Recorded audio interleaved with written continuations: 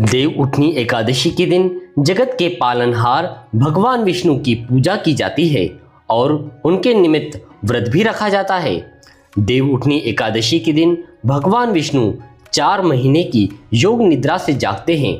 इसी दिन सभी शुभ एवं मांगलिक कार्य किए जाते हैं। देवउठनी एकादशी के अवसर पर तुलसी विवाह करने की परंपरा भी है। इस साल तुलसी विवाह 12 नवंबर को किया जाएगा। धार्मिक मान्यता है कि तुलसी विवाह करने से देवी लक्ष्मी और भगवान विष्णु की कृपा भी प्राप्त होती है एवं आर्थिक तंगी दूर होती है। ऐसी मान्यता है तुलसी विवाह के दिन शालिग्राम के रूप में भगवान विष्णु और देवी तुलसी का विवाह हुआ था। ऐसे में इस दिन तुलसी विवाह कराने से विवाह और धन संबंधी समस्याओं से मुक्ति मिलती है। देवउठनी एकादशी के दिन महिलाएं घाट पर स्नान करने के बाद विधि विधान से तुलसी का विवाह शालिग्राम से कराती है। लेकिन क्या आप जानते हैं विष्णु ने तुलसी से शादी क्यों की थी? चलिए आपको बताते हैं तुलसी विवाह के पीछे की कथा। धार्मिक शास्त्रों में वर्णित पौराणिक कथा के अनुसार जालंधर नाम का एक राक्षस हुआ करता था, जिसकी पत्नी का नाम वृंदा था।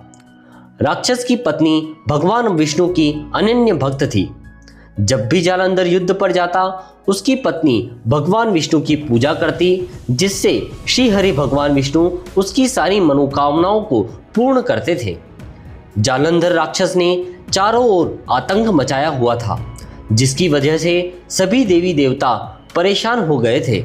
उस राक्षस के अत्याचारों से छुटकारा पाने के लिए सभी देवी देवता भगवान विष्णु के पास पहुंचे और उन्हें अपनी सारी व्यथा सुनाई। भगवान विष्णु ने कहा, वृंदा के सतीत्व को नष्ट करने के बाद ही जालंधर राक्षस को हराया जा सकता है। इसके लिए भगवान विष्णु ने जालंधर का रूप लिया और वृंदा ने उन्हें अपना पति समझकर छू लिया था, जिससे कि वृंदा का पतिव्रत धर्म खंडित हो गया। वृंदा का पतिव्रत धर्म टूटने की वजह से जालंधर की सभी तरह की शक्तियां नष्ट हो गई। वह युद्ध में भगवान शिव से हार गया और शिवजी ने उसका सिर धड़ से अलग कर दिया।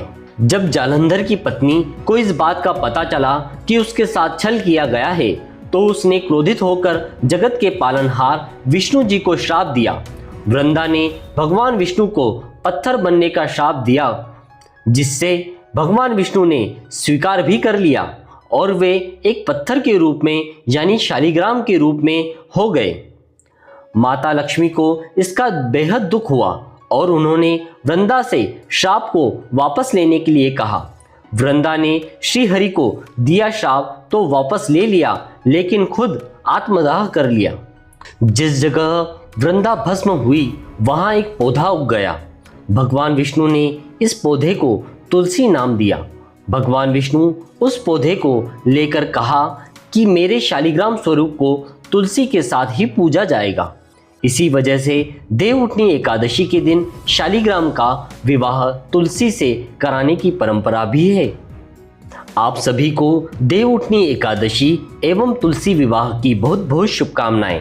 हम प्रार्थना करते हैं भगवान श्री हरि विष्णु एवं माता लक्ष्मी की कृपा आप सभी पर हमेशा बनी रहे।